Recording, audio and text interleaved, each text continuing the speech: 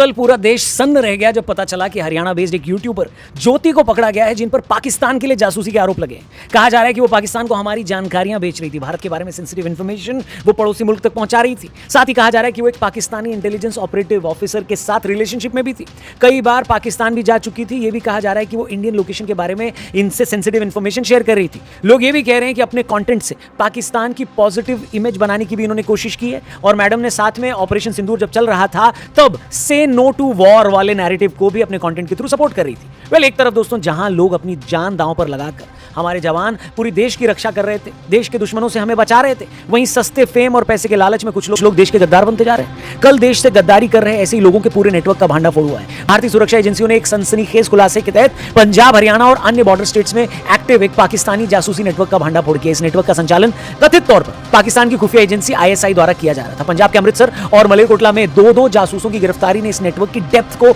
उजागर किया। दोस्तों, इन जासूसों पर भारतीय सेना की सीक्रेट इंफॉर्मेशन जैसे आर्मी बेस, एयरपोर्ट्स और अन्य सेंसिटिव एरियाज की तस्वीरें और डिटेल्स पाकिस्तान को लीक करने का इन पर आरोप है। लोग इसलिए भी हैरान है हमारे देश में क्योंकि देश के बाहर के दुश्मन तो चलो दिखाई देते हैं कि वो बॉर्डर के उस पार है, लेकिन देश के अंदर बैठा दुश्मन ज्यादा खतरनाक है क्योंकि वो दिखाई नहीं देता। समझ में नहीं आता कि वो है कौन। हमारे अगल बगल ही होते हैं लेकिन हम पहचान नहीं पाते। वेल, इस जासूसी नेटवर्क के खुलासे के बाद भारतीय विदेश मंत्रालय ने भी लगातार कार्रवाई जारी रखी है। इससे पहले भी आपको खबर मिली होगी कि पाकिस्तानी एम्बेसी के एक अधिकारी एहसान उर रहीम उर्फ दानिश को पर्सोना नॉन ग्राटा घोषित किया गया है। मंत्रालय ने कहा कि ये गड़बड़ एक्टिविटीज में इन्वॉल्व था आदमी, उसे 24 घंटे के भीतर ही भारत छोड़ने का आदेश भी दिया गया था। वेल, इस पूरे खुलासे की शुरुआत तब हुई जब यूट्यूबर ज्योति मल्होत्रा की गिरफ्तारी हुई। ज्योति मल्होत्रा, जो ट्रैवल विद जो नाम से अपने यूट्यूब चैनल के लिए जानी जाती है, पाकिस्तान के लिए जासूसी करने के आरोप में पकड़ी गई है। 16 मई 2025 को हुई इस गिरफ्तारी ने इस नेटवर्क की पोल खोली है। हिसार हरियाणा की ज्योति रानी को पाकिस्तान को जानकारी देने के आरोप में पूछताछ के लिए पहले हिरासत में लिया गया। रिपोर्ट्स के अनुसार उन्होंने दिल्ली में पाकिस्तानी अधिकारी दानिश से मुलाकात की। पाकिस्तान भी 2 बार गई। बाद में पता चला कि उनके मोबाइल फोन और लैपटॉप में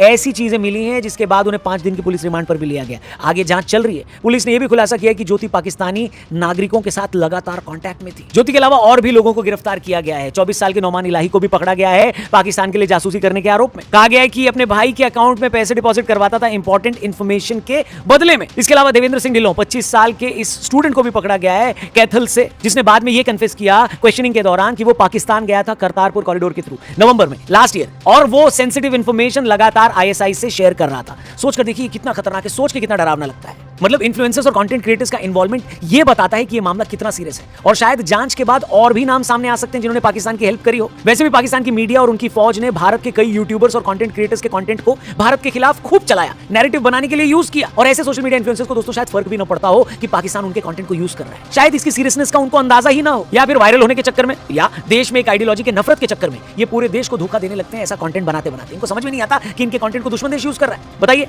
वेल, ज्योति के केस की बात करें तो जो खुलासे हो रहे हैं वो लगातार आ रहे हैं और बहुत डराने वाले हैं। पाकिस्तान एम्बेसी के अधिकारी से रिश्ता, उसके साथ फॉरेन ट्रिप्स पे जाना, उसको सेंसिटिव इंफॉर्मेशन शेयर करना, सोशल मीडिया पे पाकिस्तान के फेवर में और भारत के विरोध में लिखना। सोच के देखिए अगर ये सब सच है तो ये कितना डरावना सच है। वहीं एक यूजर ने एक फोटो शेयर करते हुए ये लिखा सोशल मीडिया पर कि ज्योति पाकिस्तान की पॉलिटिशियन मरियम नवाज से भी मिली थी। वही मरियम जिनको लोग पाकिस्तान के आर्मी चीफ आसिम मुनीर का करीबी मानते हैं। पर दोस्तों, जांच अभी भी चल रही है और भी यूट्यूबर्स और इन्फ्लुएंसर्स की सच्चाई हो सकता है जल्दी देश के सामने आए। आपसे यही रिक्वेस्ट है कि ऐसे किसी भी इंसान